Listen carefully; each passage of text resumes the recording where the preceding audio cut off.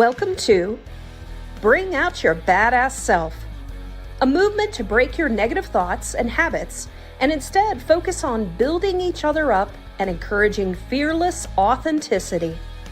Each week, we will get vulnerable and share experiences alongside our guests and audience. Come rediscover your inner badass self. Good morning, fellow badasses. It is Halloween, and I know that you're probably disappointed because last year and previous years we dressed up for Halloween. But this year we're going to take a little bit of a laid back approach to today's topic. And we're really just going to sort of be ourselves and expose our shadow side and our light side. So that's really where we're going to be diving in today. But let me know that you are here. Say hello. And then also maybe let me know what you plan on dressing up to be for Halloween. I know for me, I did get a new outfit. So those that know me, I love dressing up for Halloween. It's my favorite holiday out of all the holidays. My husband and I buy a new thing every year. This year, I ended up getting what seems like Lizzie Borden, if I had to guess. It's some girl that like comes down with an axe and has a very creepy voice as she comes down. So we get a new thing every year, and that's one of the things that we got this year. So we're going to be decorating today and then having all the little kids come over. And in our neighborhood, we tend to be the most, I guess, decorated and creepiest in the neighborhood. And we love just having fun and scaring the kids. The parents at least love that. The kids get at least a really good experience of feeling scared as they come to our house. So this year I'm going to be dressed up. I'm going to have a black and white sort of a big hammer and things like that. So I'm going to be painting my face white and adding some blood and black and different things like that. So I'm doing something a little bit different. Previous years I've been everything from Maleficent to the Bride of Frankenstein. So I'm doing something where luckily the outfit that I got is going to be warm, and I predicted correctly. So it's supposed to be like down in the 40s. So let's see who is showing up today. Let me know what you are also dressing up to be, or if you're celebrating. And so J Rose coming in, she says, "Good morning, badass. Rise and shine." Yes, rise and shine. It is a new day and it's sunny out. It's been very dreary here. And she says, "And a fresh start. Grateful, sending extra shine from Florida." One of our speakers today, our panelists, is also from Florida as well. Looking forward to today's conversation. Happy Halloween. So thank you so much for joining us. Lisa is joining us. She says, "Good morning, beautiful badasses." Yes, I'm looking forward to today's panelists.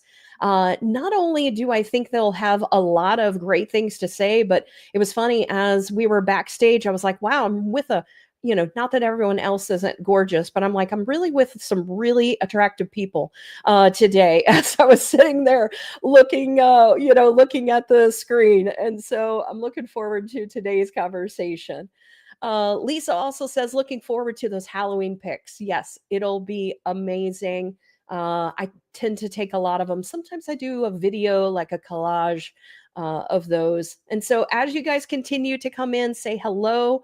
I know we have people coming from different platforms, and sometimes people are coming in a little bit late. So continue to say hello.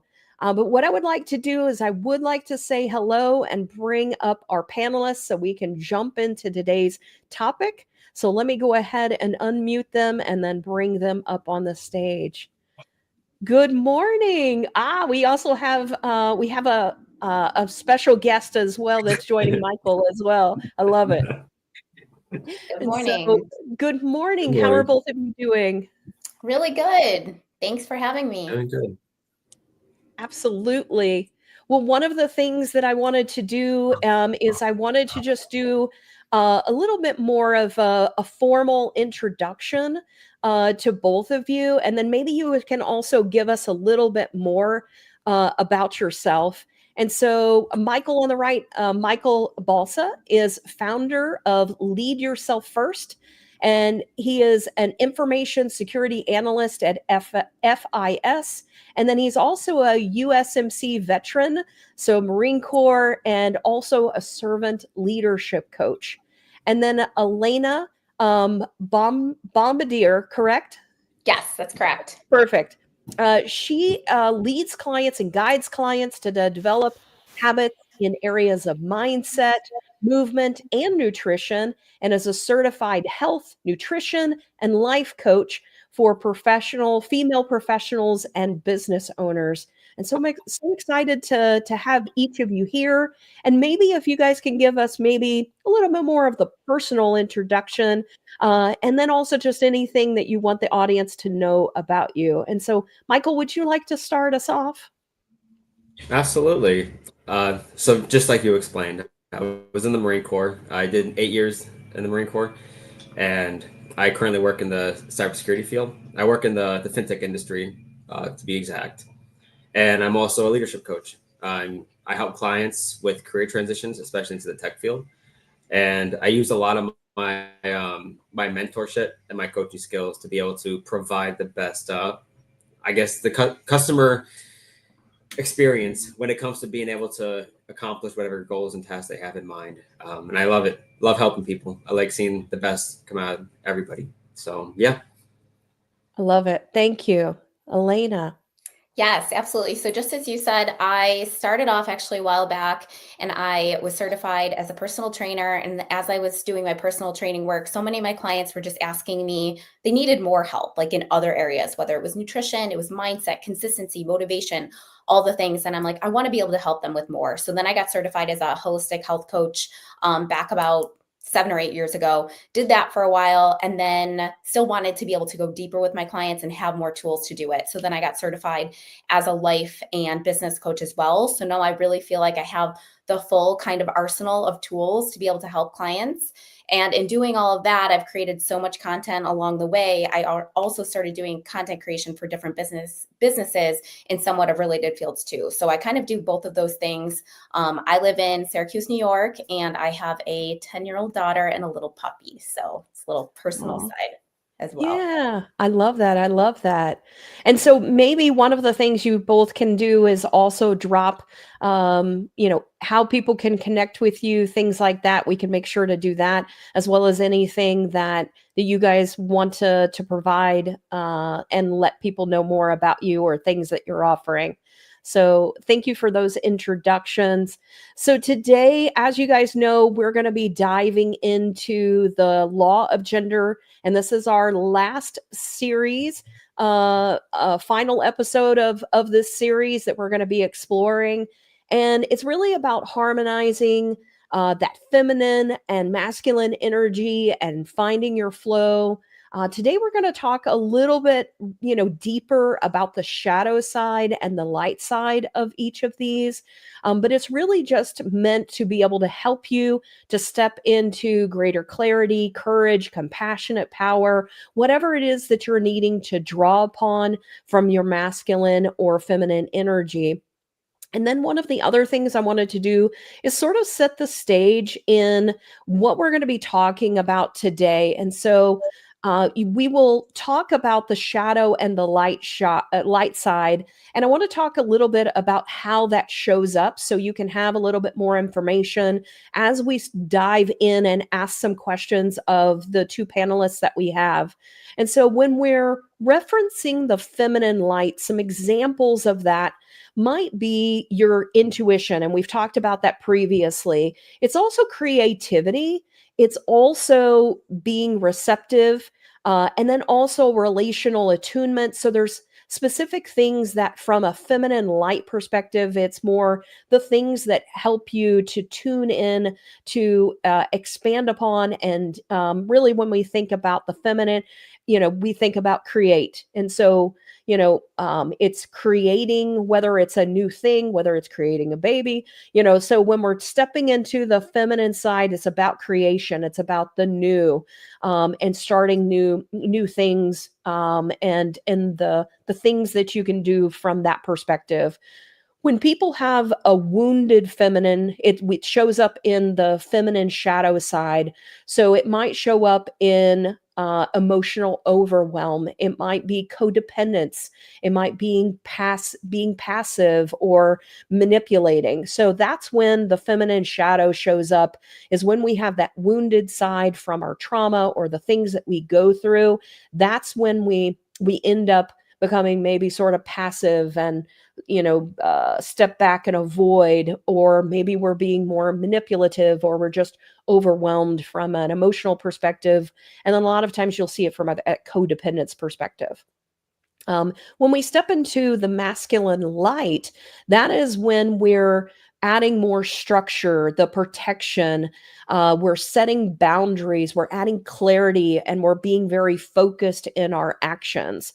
Whereas the masculine shadow will show up in being rigid or suppressing our emotions or being dominant or aggressive in our actions. And what we're really seeking is, how do we recognize that shadow side that may show up, and then how do we then take action, or how is it that we can step into the light on the feminine and the masculine side. And then many times our shadows arise because of our wounds. It can also be because of our cultural conditioning. It can also be just our survival strategies. So things that have happened to us, it's what we've learned and it's how we've survived. So a lot of times we'll show up in our shadow side because we've had to, because we have gone through trauma that is what we've either learned from maybe our parents, or just in order to survive, those things become necessary. But as we step into the light, how do we do that? And how is it that we can also heal that shadow side and the wounds that we have to be able to step into that? And so today, that's what we're going to be talking about.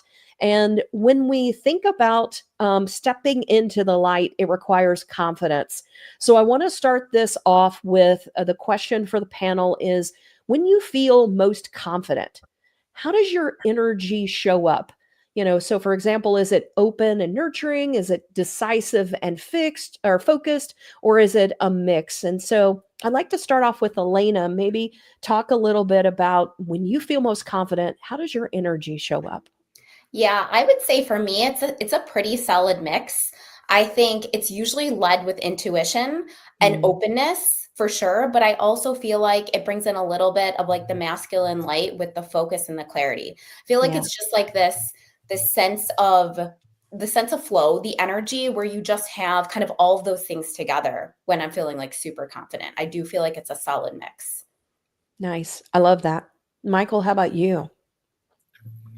So I think definitely decisive and fixed, right? And a lot of the masculine light when it comes to clarity, right? Understanding boundaries. I think that's the most when it comes to the confidence. Now, I also believe the authenticity is something that comes out as well.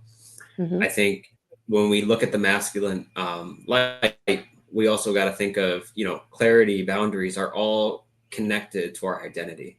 So understanding who you are and how you present yourself when it comes to your confidence is able to bring the masculine light, also, mixing it with that decisive and focusedness. So I think with myself, it is that mix, but most definitely authentic. Yeah. I think that, as we start to look at this, and confidence, when we think about the wounded side as well, in order to get to the confident side, we also have to be sort of okay with all of the things that may be messy about ourselves or may not be perfect, and things like that. And that's one of the things that I think is important, a part of confidence. And so, and I wanted to just see how this resonates with you guys. So one of the things that I've always said is, I'm a fuller woman, but I'm very confident about myself and being who it is that I am. It doesn't mean that I don't want to continue to work on myself from a health perspective, but it doesn't mean that how you show up today or the things that happen to you, that you can't show up as confident. And that requires us just being good with who we are today and being okay with that messy side as well. And so I wanted to see how that resonates with you guys as well.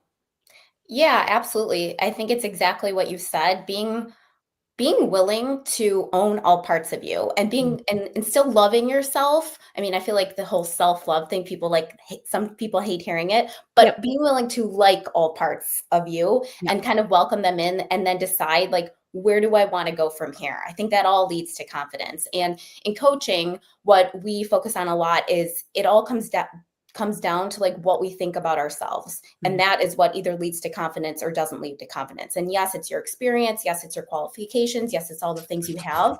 But at the end of the day, it's what we think about those things that is either going to lead us to feeling very confident or not. So I really feel like it all plays together. But yeah, exactly what you said. If we're constantly pushing things down about ourselves, it's going to weigh us down and it's going to impact how confident we feel in everything that we do. Yeah. Michael, any thoughts on that? Absolutely. Definitely agree with you, right? You have to love yourself, right? You have to accept, and I think it's all about self-acceptance, right? Accepting who you are and accepting your qualities and what makes you different, right? And I think that's what, if we look at in the lens of leadership, that's what makes a great leader, right? Somebody who looks at themselves and sees the qualities they represent and who they are. And that's what makes the best leadership when it comes to creating innovation and creativity. Without that self-love and that self-trust within ourselves, we create our own kind of boundaries that aren't healthy, right? We create a wall between who we are and who we want to be. And I think it's especially important, right? The identity is one of the most important things when it comes to being able to create innovation and being the best version of yourself. Yeah. And I like the word that you used. I know that some people don't like the word authentic, but for me, when you are authentic, it means that you're free to really be who you are and love all of the quirkiness about yourself as well. I think, and for me, whenever confidence shows up, my energy is, I think, open and decisive. So I pull upon the mix. So it's being open and asking questions and being curious, but also being very decisive. Like when, like let's move forward. Let's identify, like we may not have all the answers, but let's move forward with this. So for me, when confidence shows up, it's knowing where to at least start. And be decisive in those particular moments. It doesn't mean that you won't rethink and you're open to changing down the road. So for me, it's going back and forth, I think, between the mix of those. And Yeah, so and go ahead. Yeah. I was just going to say, I feel like self-trust is part of that too. Just as you were saying that, you have to be able to trust yourself to that you can be open, that you maybe things won't work out perfectly, but you will pivot and you will figure it out. To me, that's like a lot of what confidence comes down to, is that trust in yourself that you can do it and you can figure it out no matter what. Yeah. So, we talked a little bit about messy and shadow. I'd like to focus on maybe sometimes things that impact confidence. So, what is maybe a shadow habit that you can recognize without blame? And then what small concrete action could you take this week, or maybe have you taken to transform it into strength? Who'd like to start that? I'm just laughing because I feel like as I'm thinking about the shadows, like they all show up, like at Hmm. different points. I feel like throughout the day, like I notice a lot of them showing up. But to answer your question, I think if I were to pick one, I think the whole like emotional overwhelm piece Mm. for me, and it doesn't show up as much on the business side, but for me in parenting, that shows up a lot. Mm. The mornings at my house, a lot of parents can relate, getting our kids out the door. It can be the emotional overwhelm for me is something I'm constantly working on.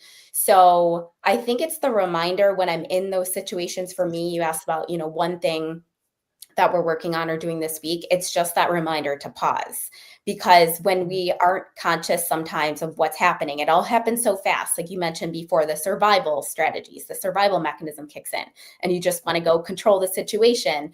And that's what I tend to do if I'm not intentional and thinking about it. So it's just that reminder to literally just pause. Sometimes I literally will tell people or think myself, like, put your hands on the table, like put your feet on the ground. So it reminds you to just like, don't do anything, like stop, literally physically stop for a second.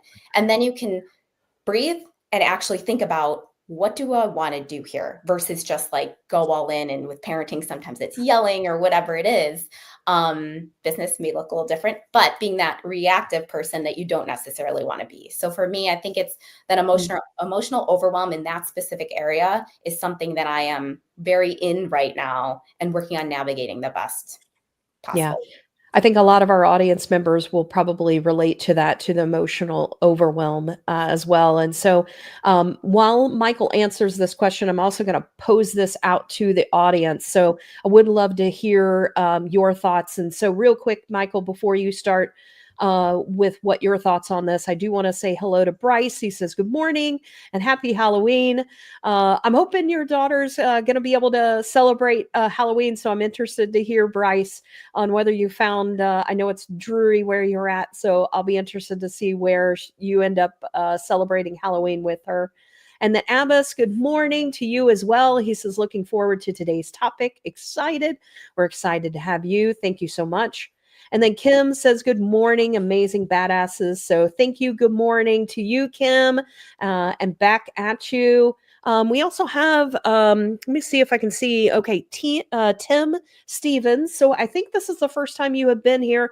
It's not showing up as LinkedIn user, but I have over on the side, just in case these types of things. He says, good morning, all. And so welcome. I'm not sure how you found us, but I'm glad you found us, and welcome. And so, Michael, for you, what's a shadow habit that you can recognize without blame? And then, what are some actions or concrete actions you're going to be taking this week, or things that you've done? Absolutely. So I think one of my shadow habits would absolutely be being vulnerable. Just being, because I think what's hard with vulnerability, especially in a leadership perspective, is you don't want to seem like you're weak. You don't want to seem as if there's broken parts of you, right? Especially when you're leading others and you're setting the tone to be able to create innovation and creativity in other people. I think without vulnerability, there's no trust, and without trust, you can't be vulnerable. So it's like a double-edged sword if you think about it. So I think for me, just being more open about my identity, being open about who I am and why I do what I do. Why do I coach? Like what is the broken parts that led me to become a coach and to become a leader and to become to help people, right? Accepting that and being able to share that with others, because vulnerability is very looked down when it comes to modern culture. I think vulnerability has a bad reputation for being considered weak, or and it's not good, right? Because without vulnerability, again, you can't build trust. And without trust, you can't have vulnerability, and you can't have a successful business. You can't have people inspired by you, right? So those broken pieces, just putting them together and being able to show that. Yeah, I love that you brought this particular topic up. So one of the things reasons we also started this show over, I guess we're going to be going on 4 years in March, is really about vulnerability, that we found that people don't open up, and we wanted to make vulnerability be seen as badass. And when people are able to open up, if in fact it takes more courage and strength to open up and say some things that demonstrate that you're someone that also goes through things. And so that's one of the reasons that this show was started, was to be able to show other people that are excelling and doing amazing things, that also are willing to open up about the things that they've gone through, or the things they're still struggling with, or the things they have struggled with. It's not always about always being strong or always being confident, because it's an up and down cycle. So I love that you brought this up, Michael, because vulnerability to me means strength. It means the exact opposite. And because there are so many people that would not open up, and that in itself demonstrates that takes strength and courage if you're not willing to do it. If it was weak, everyone could do it. 100%. I agree. Yeah. Let's see. We have this may be Tim. Yep. Vulnerability can shorten the path to connection with your team. I love that as well. Elena, any thoughts on this particular topic as far as connection and vulnerability? I completely agree. I mean, in doing what I do with the coaching side, I feel it's so great to relate with potential clients, past clients, when I am sharing literally what I am going through, and then also showing them how I'm working through it so they can learn from, I don't want to say my mistakes, but the things that I'm learning along the way too. And whether that's Mm. on a coaching call, whether it's, I mean, this took me a while to get this to this point, but I will literally like set my camera up and literally just share like a disaster I had in my morning. Or, last night I went out to eat because I do health and nutrition coaching too. And I've talked a lot about like overeating and binge eating and emotional eating. And I'll literally share like what happened to me last night, how I was, not last night, literally, but, an experience I had where I was not being intentional and I completely mindlessly ate or something like that. And people relate to that so much more than me saying, okay, here are 5 things you can do. And I do that too. But I have learned that people can just learn and relate so much more when you are willing to be open. Yeah, I Yeah. completely agree. I have had one situation where that I can think about where I ended up being very vulnerable, and it ended up sort of backfiring on me because I think because I show up as confident, people are used to seeing me as like, "Hey, this is what we need to do," like in my business and things like that. I had one particular situation where I was like dealing with like a lot of stuff, and I was talking to this person, and for whatever reason, I just broke down. And when I broke down, the things that I talked to the person about, they then started questioning things about themselves because they were like, "Oh, if this person is struggling, how is it that, I'm also, what does this mean for me?" type thing. So I have had it backfire on me where I was so vulnerable that someone then started to also think about things related to their life because if I wasn't confident in the situation, then how could, they were like, "Oh, well, how can I, be confident in the situation?" So I can say that I have had it backfire on me, but for the most part, vulnerability has allowed connection and it ended up working itself out down the road. But it was in the moment or something that ended up negatively impacting me for a period of time. Well, and I was going to say, I think that would determine how you define backfiring because that actually may have been a huge moment of growth for that person. It could have In the been. moment, and it Yeah. was probably super challenging for both of you, maybe a little awkward, but Yes. they also could have learned a ton about themselves, had an awareness, ownership that they took that they were able then to make some changes that maybe they were pushing off too. I So agree. yeah, I think that's the challenge. I think sometimes we do have to like decide where do we want to be vulnerable and where don't we? Because it's not always, 100% appropriate or fitting for us to do it. But then I Yeah. think the other side is we then have to know what may come from that and be Mhm. okay with how we're going to feel and, everything that we're going to go through from the potential experiences, but also know other people are going to have emotions from it too and give Mhm. them the chance to have those. So that's all hard, but I Yep. think it's all kind of part of it. Agreed, and I think that that's an important aspect is that even though it backfired with me in the moment, you're right, and that's, most things I think in life that when you're dealing with the turmoil, it seems like, "Oh, that was such a wrong decision," or, whatever it might be, but then when you look at it from hindsight 2020, like later on down the road, you then start to see the impact of, okay, well, maybe it actually was a good thing. Mhm. Yeah. Michael, you have thoughts on this? I 100% agree. I think vulnerability is the key to unlocking someone's great potential as well, right? When you're vulnerable with somebody, you create that trust. You hold that space for them, and it allows them to self-reflect and allows them to see, where they could grow and wherever path they're trying to go to, whether that's a career, whether that be in their relationship, right? Using vulnerability to empower others is very strong and it's good. And I think we have to ask the strong question or the powerful question here is we have to be able to, when do we use vulnerability, right? Do we use it toward anybody that we're talking to, or do we save vulnerability for people that we trust? are people that we connect with, right? Because I think using vulnerability, we have to look at, okay, who am I going to be vulnerable with? Do I trust this person? Do I have a connection with them? Or, or is it somebody I can't trust, right? Because necessarily wouldn't want to be vulnerable with somebody that we can't trust, right? It's how we use it. And when we use it, it can create the most innovation, the creativity when it comes to someone else's life. Yeah. Yep. I agree. We don't have to be vulnerable with everyone. And I think we feel that energy sometimes on when we can open up and when we don't. And speaking of that, I want to say hello to Melissa. I actually connected with her, and then so she said, what I'm hearing is there are different seats of vulnerability moments. Being honest and open with yourself can be just as impactful as being vulnerable with others.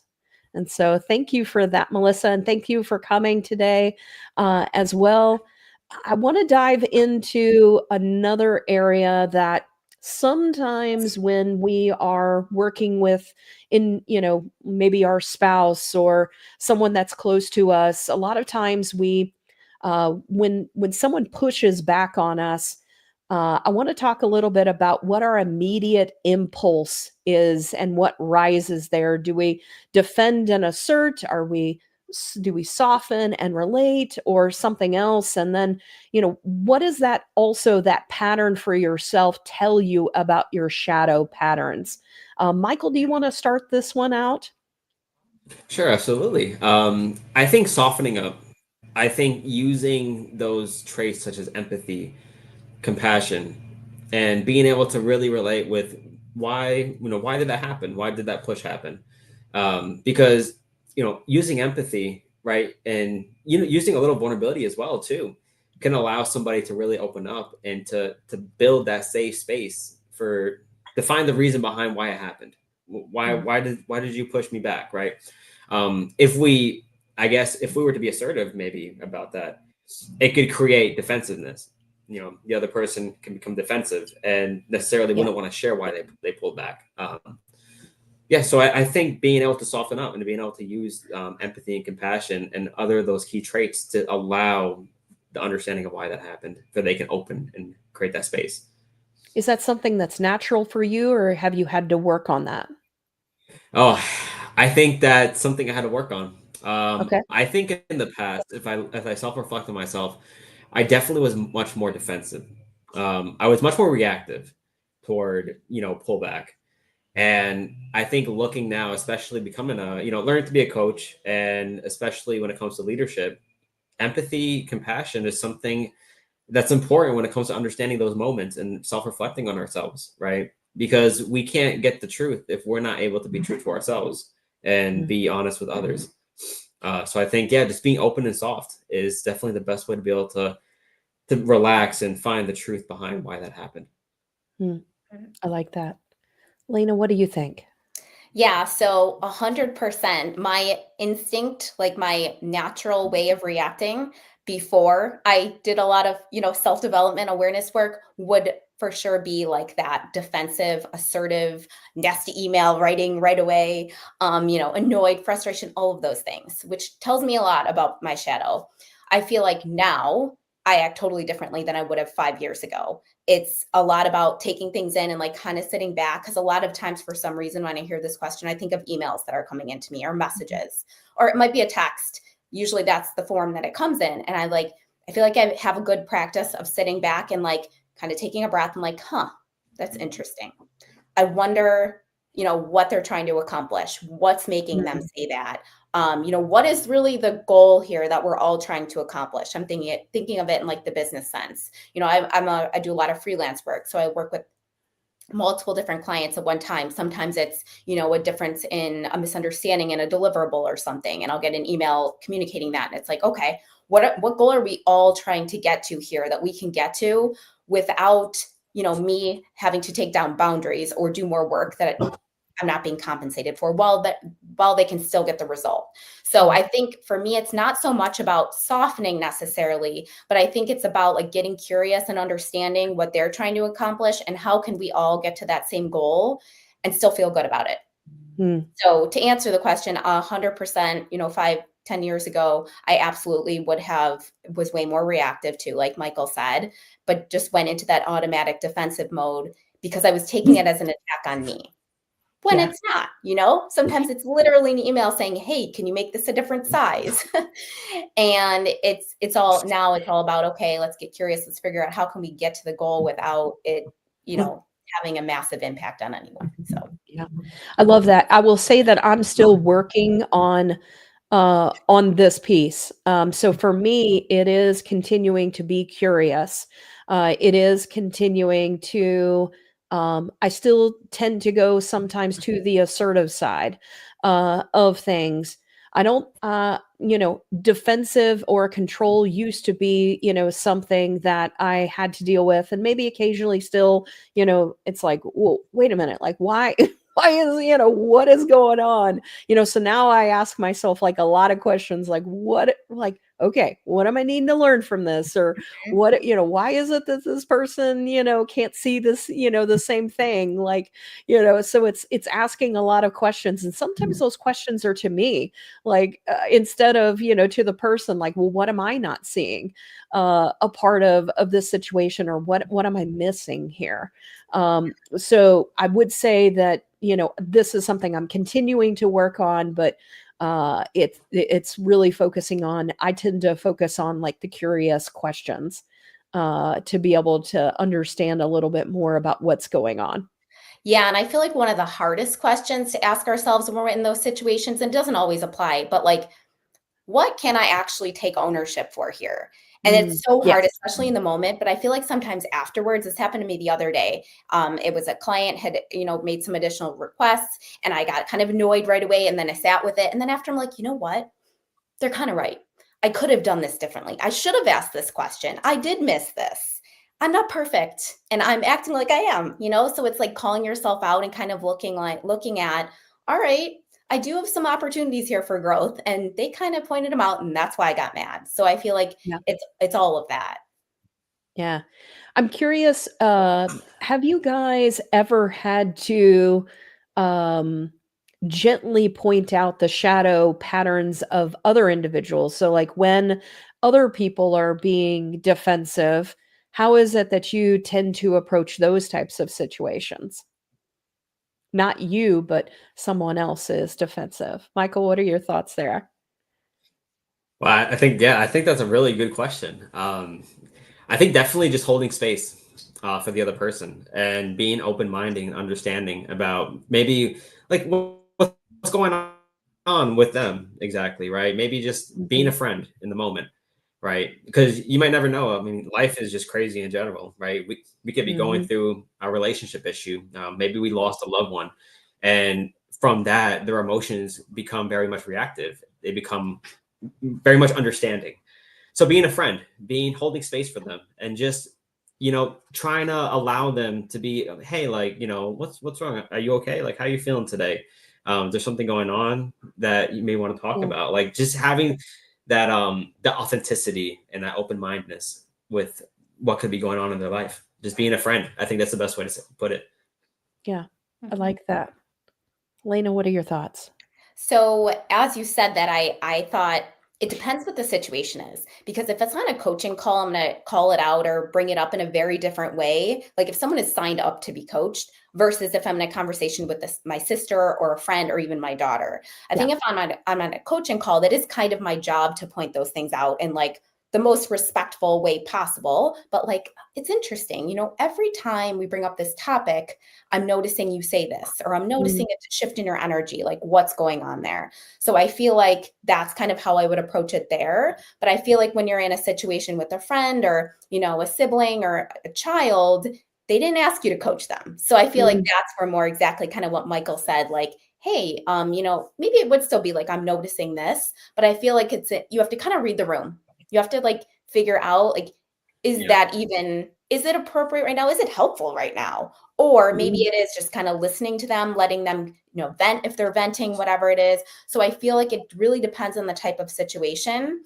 And sometimes it may not even be calling it out, but letting them kind of work through it themselves too. Mhm. I agree. Yeah, Yeah, that's true. I like that. Especially coaching. You Yeah. have to. Yeah. Body Yeah. language and everything. doing and reading their energy 100%.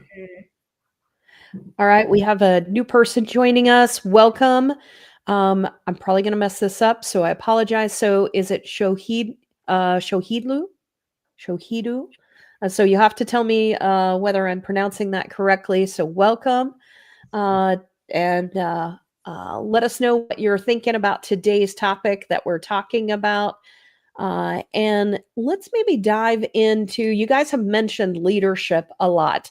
So leadership coaching and then helping individuals. So what leadership qualities do you admire that maybe rarely show, or maybe one that you used to not show? And then what has stopped you from practicing it? Lena, what are your thoughts? You go ahead. So I think, ironically, we've already kind of talked about this, but a leadership quality that I admire so much is confidence. It's so huge. I feel like when you meet someone or you have a leader that's just so confident in what they do, and they are so truly themselves, but they are also still, the word that's coming to mind is open and kind of, I guess, authentic too. We've been genuine. Like they are still such like a genuinely good person. Like you can go and talk to them, relatable. So really a lot of the things we've already talked about today, but I feel like I truly admire that when I see it in someone else, and I try to be that kind of leader myself too. And to answer the other part of your question is, what is something that, in the past, is that what it was that maybe I didn't? Yeah, or something that you've rarely showed, or maybe, at times you didn't show, but a quality that you liked. Yeah, and I think funny enough, it's that, like it wasn't showing up as my true self. It was thinking that I needed to be who everybody else wanted me to be. I needed to do things a way that, somebody gave me a 10-step process and I have to follow all 10 steps and A, B, and C and not to deviate. I think being afraid of what everybody thought, that people wouldn't like me, and not that I'm going out and being offensive or saying disrespectful things, but I do know for years that there were ideas I had or things I wanted to say, or even in coaching calls, sometimes there were like things I held back because I was like afraid of what people would think, all the things. And I think that that definitely held me back. And it also held the people I was working with back and the organizations I was working with as well. And I was actually on a coaching call for myself one time, and the coach had said to me, I think we were talking about this specific thing, and they were like, would you rather have people like you, or to actually like help them make a major change in their life or a company, whoever it was? And I was like, well, always the second one. Because sometimes if we've all worked with a coach or a mentor, we know sometimes we don't like them because they have us do something that's hard. They push us out of our comfort zone, but that's our job. So I think that really, to me, was like, okay, it was part of, it's been definitely a work in progress, but I'm definitely way less like that now, to the point where if I have an idea or something I want to put out that I think is going to help someone or help people or help move something forward, I'm going to do it. So that's one thing for sure. And then the second piece we talked about too earlier on, but it's that kind of emotional reactivity, just not being able to like take a step back, not knowing that that was even an option, and actually feel feelings and not act on them all the time. So I think that in my earlier days in my career, those weren't things that I had learned yet. Yeah. Thank you for that. Michael, what's up? So I definitely think confidence is very important in a leader, especially in leadership. Now comes confidence, also comes courage. I think courage is by far one of the most important characteristics when it comes to being a leader, right? You got to make decisions. You got to make choices in life, right? Whether that be in your relationship, whether that be in the business environment, right? Making those tough decisions and being able to have that self-trust as well when it comes to your courageous acts is what's going to really build that confidence to be able to move forward in your leadership, whether that be with yourself or others. Morality, I think, is very important. I think morality is something we don't see very often, because not a lot of people want to be able to decide what's right and wrong, right? What's right in the moment could be wrong, or what feels wrong could be the right choice to make. So morality, I think, is important in leadership. Knowing between the right and the wrong and how it affects that other person, and using that self-awareness to self-reflect and see where this could lead them and yourself is important as a leader. But I think in general, for me, I think the one thing that I'm working on with myself when it comes to being a leader is just being courageous, like just making those tough decisions, making those tough calls, and having that self-trust to be able to allow myself to make that decision and look back and not have no regrets. I think that's very important. I think that's very hard to see now, especially with social media, right? I think courage is very much hard to see because there is not a lot of courageous acts, right? Because courage is kind of put under a blanket when it comes to our decisions that we make on social media, because it's very much just noise, and with noise you can't be courageous with your acts when there's so much noise around you. Having that self-trust, so I think those are the most important traits, and I think just working on those, I think, makes a powerful leader. Yeah.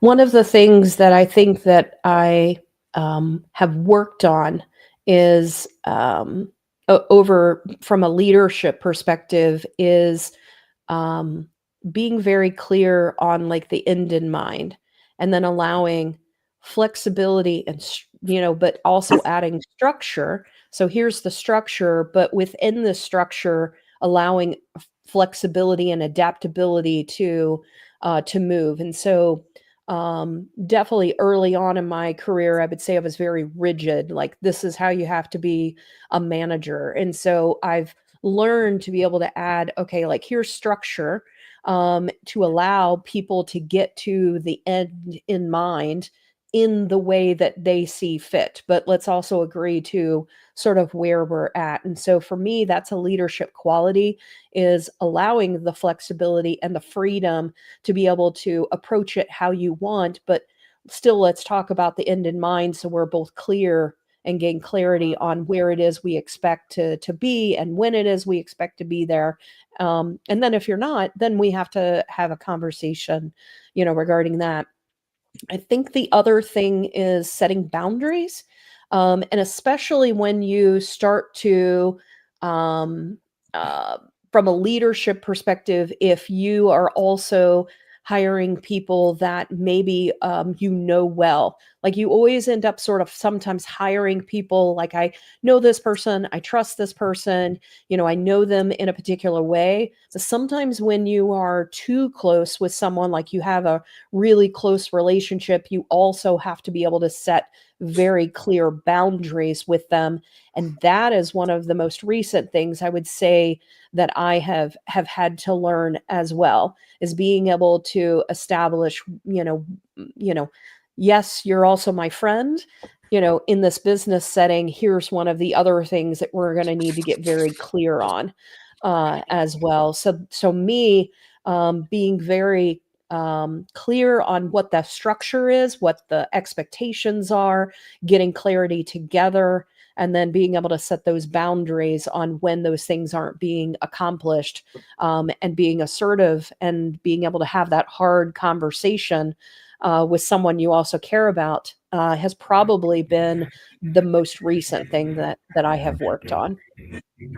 Yeah, those are all so good. And I feel like it's such a mix of like the masculine and feminine too. It is. And it just shows like how well they do balance and they work together. Another one that came to mind as you were saying all that, because as you were saying, like clarity is so important. Like when you're working with someone, if you're both not on the same page or it was never even communicated, you're never going to get where you want to go, or it's going to take you 10 times as long. But I would say the other one I thought of as you were saying that is like resilience too. Mm. As a leader, more in the sense of, yes, you're going to get to your goals quicker, or not quicker, but you're going to be more likely to. But also the example you're setting for a team, or anyone who's following you in any sense. I feel like that is so powerful, and it's also something that takes work to get to. Yeah. Michael, any further thoughts? I also want to say hello to Kelly. She said flexibility is important. So thank you for joining us, Kelly. I definitely agree. Resilience is very important. And when we're talking about boundaries, I wanted to give my perspective on boundaries. And I'll put it more in the relationship aspect, right? So I think boundaries are like doors, right? We show whoever we're maybe on a team or maybe we're in a relationship, we show them, hey, this is a boundary, right? I don't want you to go here and open this door, but I'm going to show you what it is. And I'm going to give you the reason why it's a boundary, right? And that allows the other person to be able to self-reflect and understand, like, look, I'm not going to open the door ever again, because I know that that's something that they're not comfortable, or that's something that they value. Because I think boundaries get looked at as a wall, right? Mm. And when we look at boundaries as a wall, what happens when they cross that or break that wall for us? So do we react? Are we authentic with them? Are we honest? But boundaries, yeah, are very important. I think for myself as well, I didn't really use boundaries in the past. And I think looking at myself now, like the way that I look at boundaries, like I think they're very important. And I think we should look at them as a door and to show people what not to do and be able to have that self-awareness to understand why that is the reason why that's in place. Yeah. And I think it's also important to understand that boundaries are about you, not about the other person. So it's about the action you will take. So if this happens, and this is one of the things I've recently been talking to my daughter about, is that she's really annoyed that her friends want to go outside during lunch, especially when it's really cold. And I'm like, okay. And I'm like, well, what are your other options? And she's like, well, I could go sit with these other people, but the table's, filled, and I, don't want to sit by myself. And I'm like, okay, because she keeps complaining about this like almost, every other day. And she's like, I just don't want to go outside. She's like, but I don't want to be alone. And I'm like, okay. I'm like, so well, what are your options? Like if this is something you're adamant about, then you have to take a stand and a choice on something that might be uncomfortable.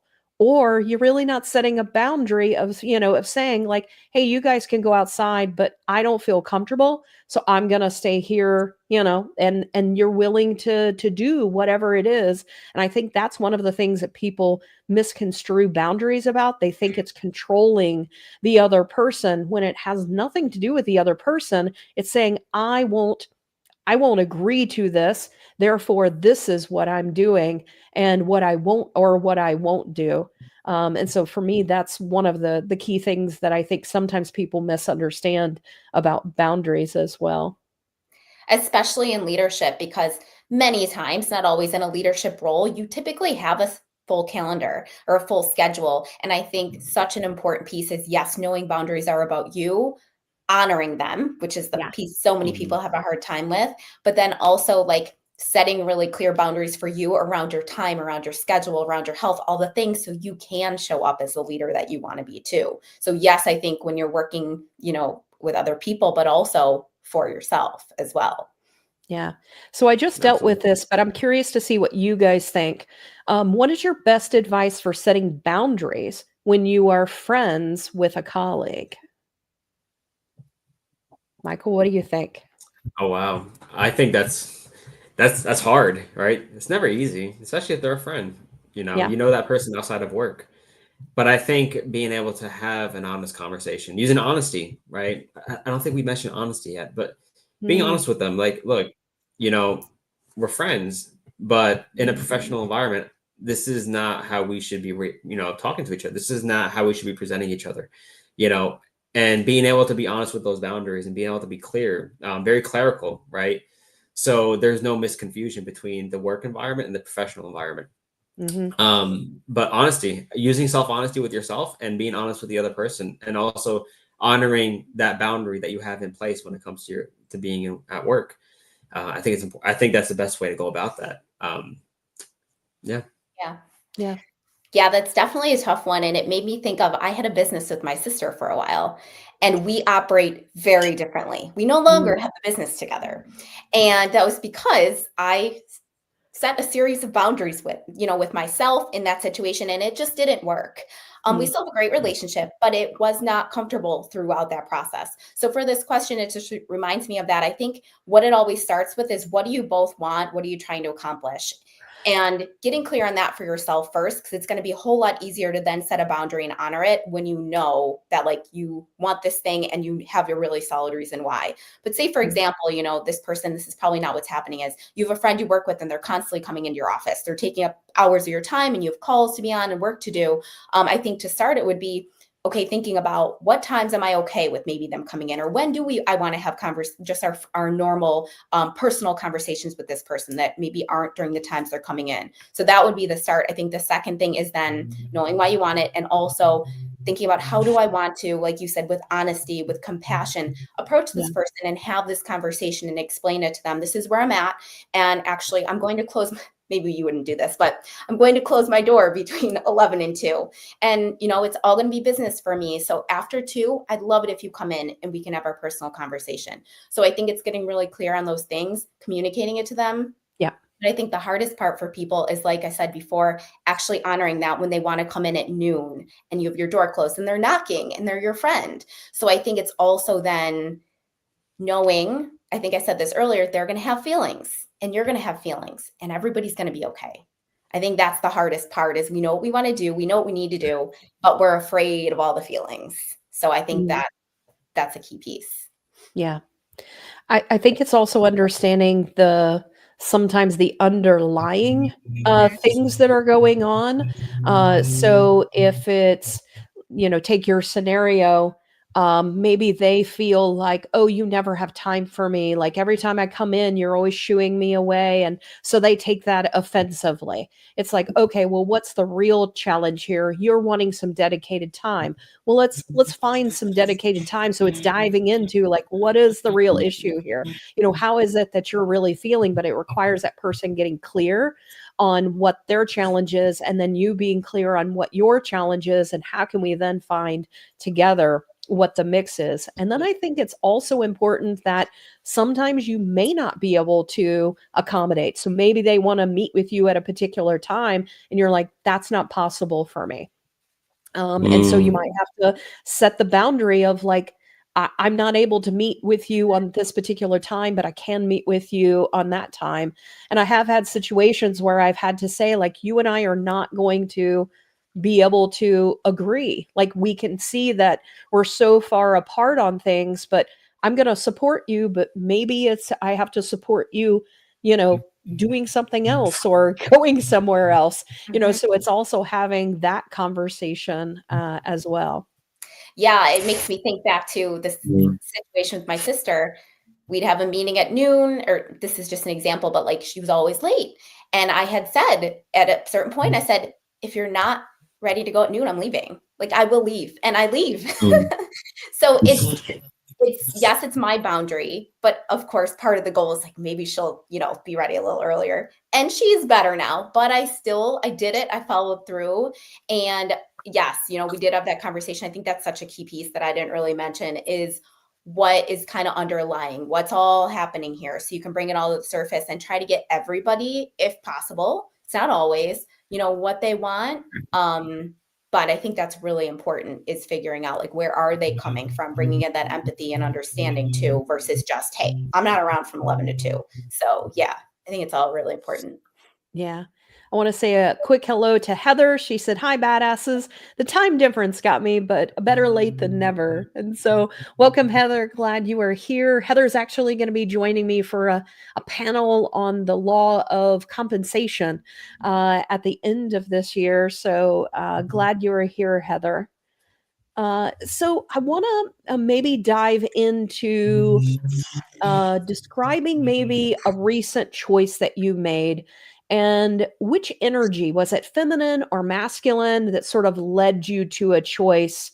And then also thinking about that, what would the other energy have suggested? So I don't know if you can think of a recent choice that you made and thinking about what you led with, like what was the energy that you led with? And then if you'd done the opposite, what would that look like? Michael, you want to start this one? Absolutely. I think this is going to be this is a really good question, right? And it's a really great question to self-reflect on. I had a friend in the past, right? And I wouldn't say it was pretty recent actually. And I had to stop being friends with them. So it was hard because it was one of those choices where it was, there were feelings involved, right? And it was either I stay in this situation, right, where I'm friends and there's feelings involved, or, I honor my boundary and I lead myself forward away from this friendship where I can be able to honor myself and let myself grow. And I chose my boundaries. And I definitely used the masculine light. I used clarity. I used honesty.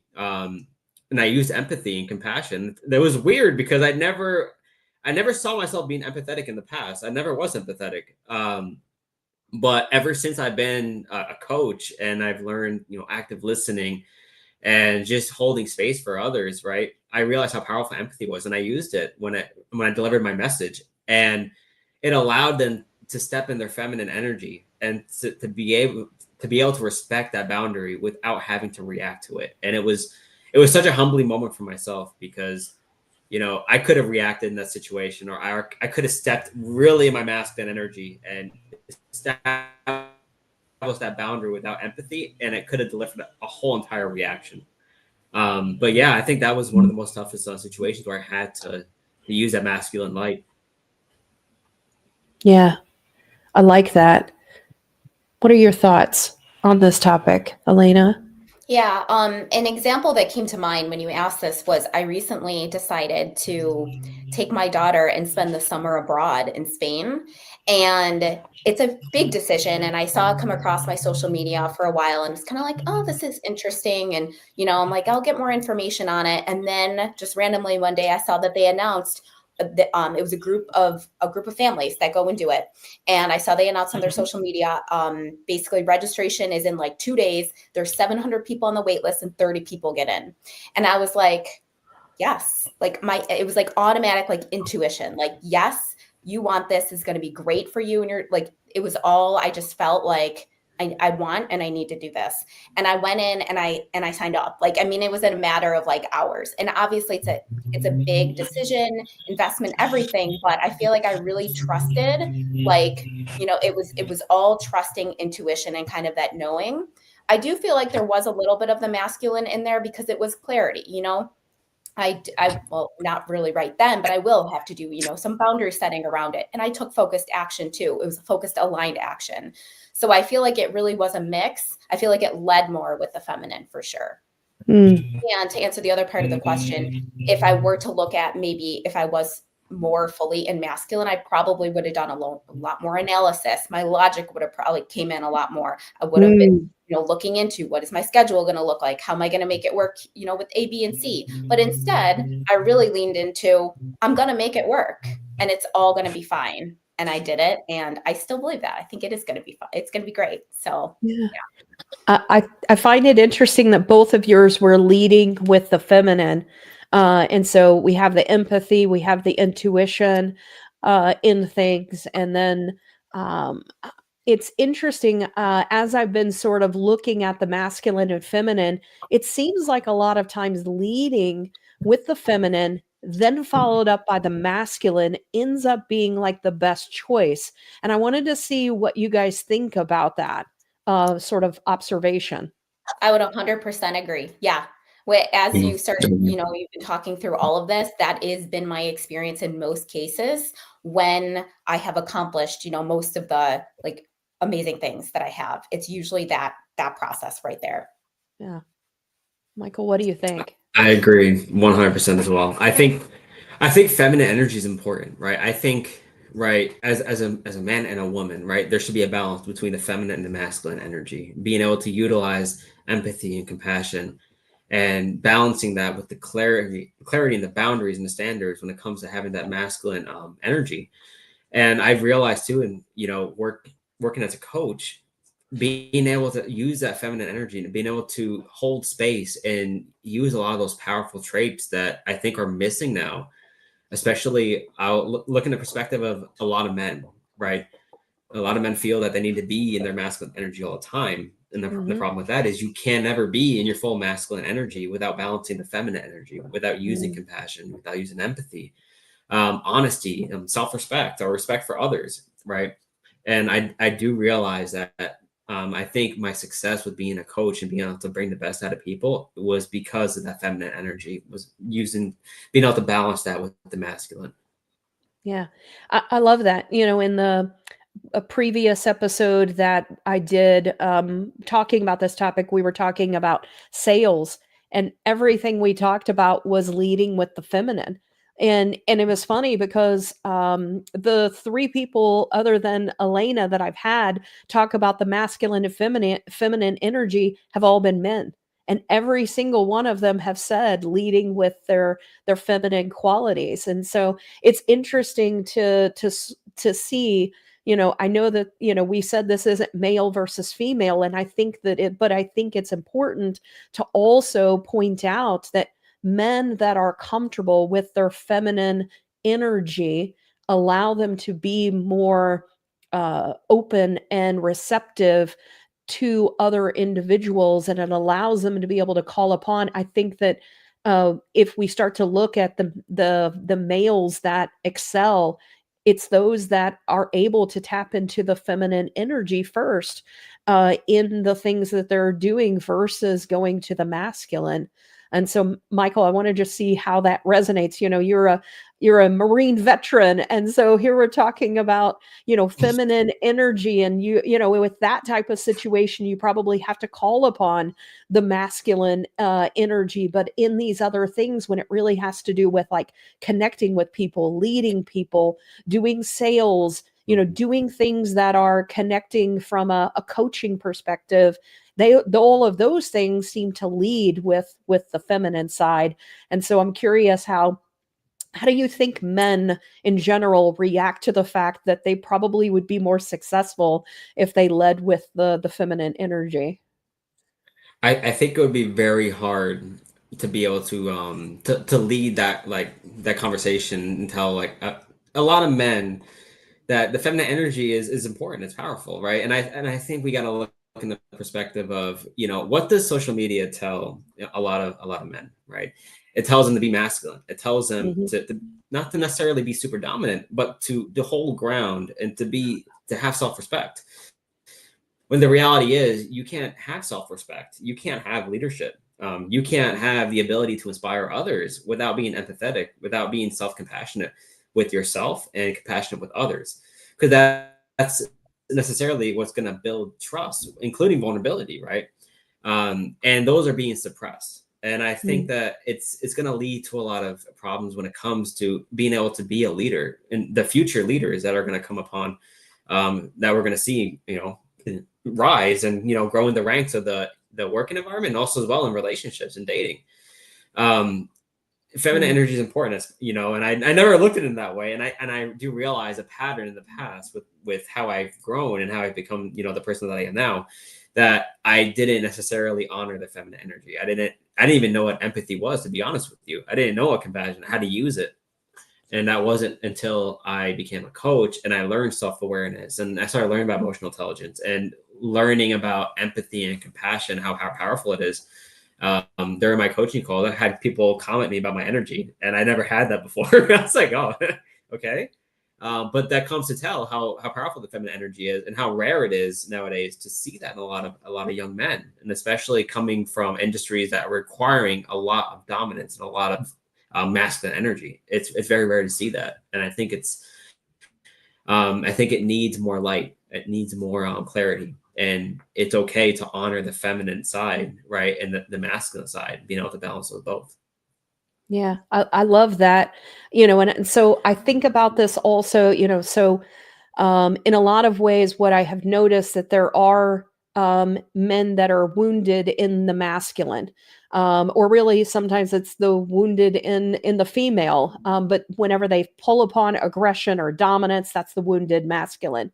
And then vice versa, Elena, as I start to think about women, a lot of times, I grew up in the 80s, and we were taught be the boss, we have the big, shoulder pads, and, we were taught to be, have that masculine. In order to succeed, you have to have that masculine energy. And now women are going back and going, no, oh no, I need to tap into the feminine side of things.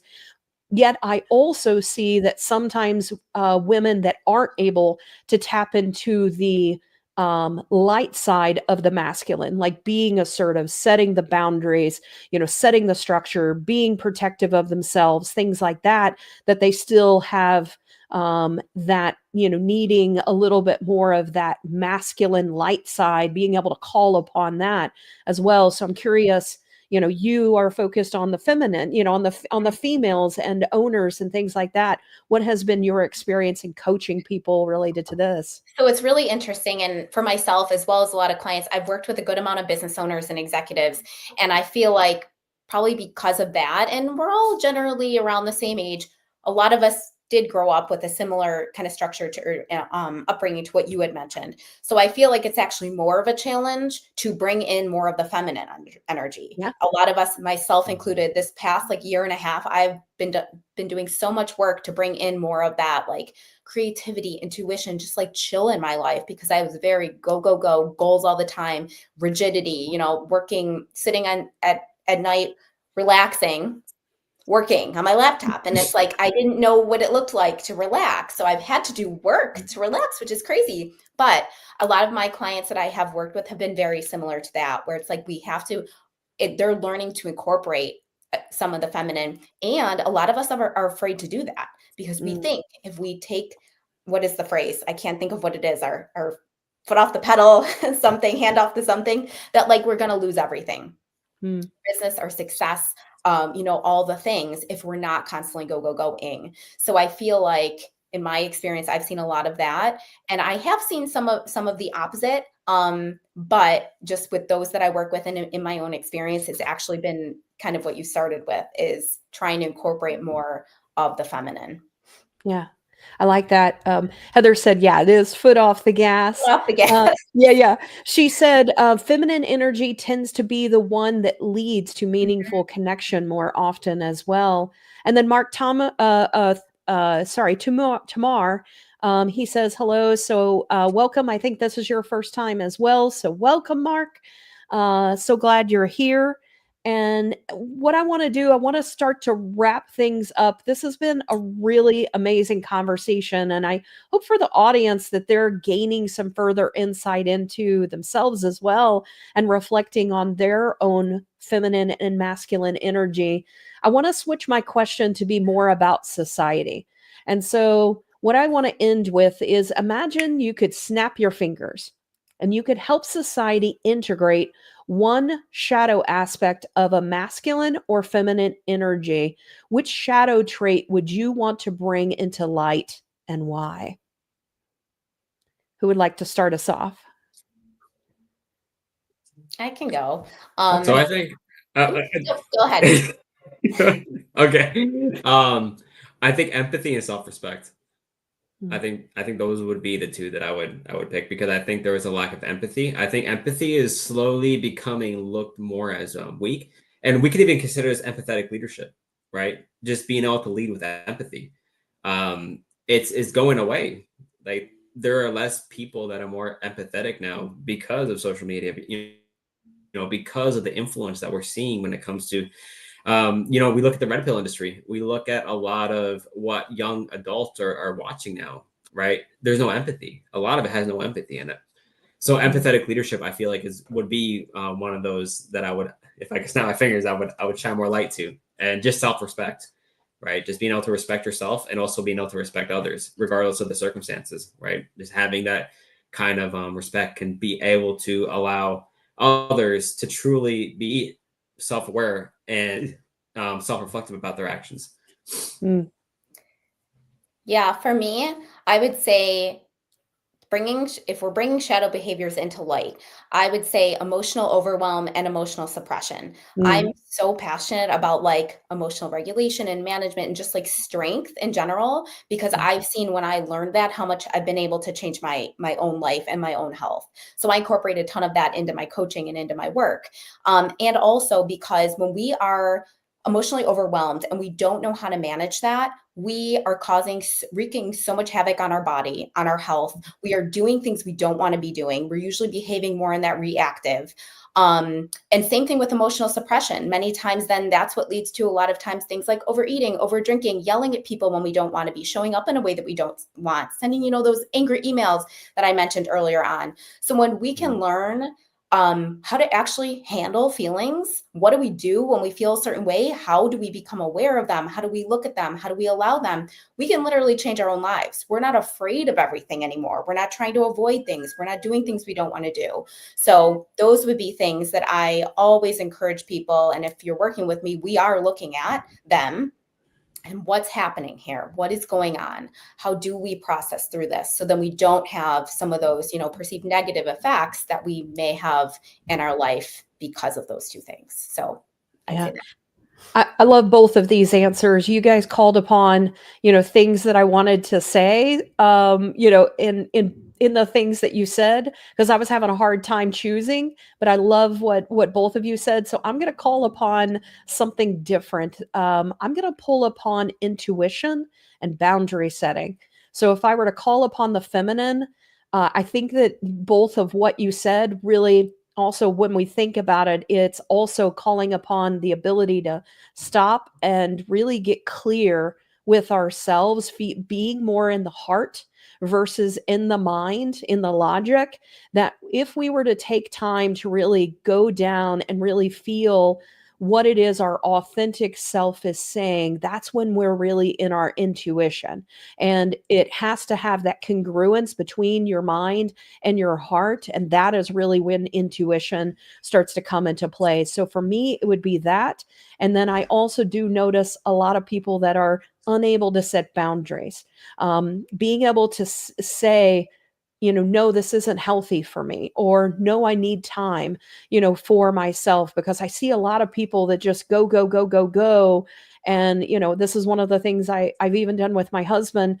I work at home, but I'm immediately in, the living room, and he's like, hey, let's go. And I'm like, nope, I need some time to myself. Like, I need to decompress. So it's establishing those things that you need for yourself, whether it's, I need time to go just walk on the ground and do some grounding, or I need a massage, or, I just need some time to be able to meditate. It's taking that time and setting those boundaries to be able to establish that self-love, that self-care, those types of things that that you need in order to be your best self. And so I love this conversation. And I love just the combination of both of you and what it is that you brought. So I just want to give just a heartfelt thank you both for joining us. Lena jumped in. Actually, we were supposed to have this last week, and she jumped in because I had someone cancel. And then Michael ended up, and I hope you're feeling better. He ended up getting sick. So we said, let's do this on Halloween. So it ended up working out. And I'm so glad that it did, because this was a great combination. Yeah, thanks for having us. It's been fun. Absolutely. I enjoyed it as well. I appreciate it a Good. lot. And I want to make sure that you both put in like information about yourself on the LinkedIn as well as the YouTube. So if you're able to share that, and then also just go back to any of the comments and things like that that you feel inspired by. And then I just want to say to my audience, thanks so much for coming on, for your interactiveness, and for the questions as well. And as we start to go into the month of November, which is my birthday month, and I'm moving from 50 to 51 now. I had a huge celebration last year. This is going to be a little bit more chill this year. My husband's going to be 50 in November as well. But as we go into November, we're going to be talking about now the law of attraction. So this is the topic that most people know about when it comes to the universal laws. So we're going to be talking about that, starting out just talking about the law. And then I have two other ones. We're going to be off 1 week in November, and then 2 weeks actually in December. So we're going to have 3 each month. We'll start off talking about the law. We'll have also a guest co-host that'll be joining, or someone I'm going to be interviewing, and then also a panel. So be sure to come back next month as we talk about the law of attraction. And again, thank you, Elena and Michael, for joining us. And thank you so much, everyone in our audience. Everybody have a badass Friday. And I hope that this gave you energy and things to reflect upon to be able to take you into this weekend to have an amazing spooky, creepy Halloween. And then we will see you next week. Thank you, everyone. Thank you. Bye.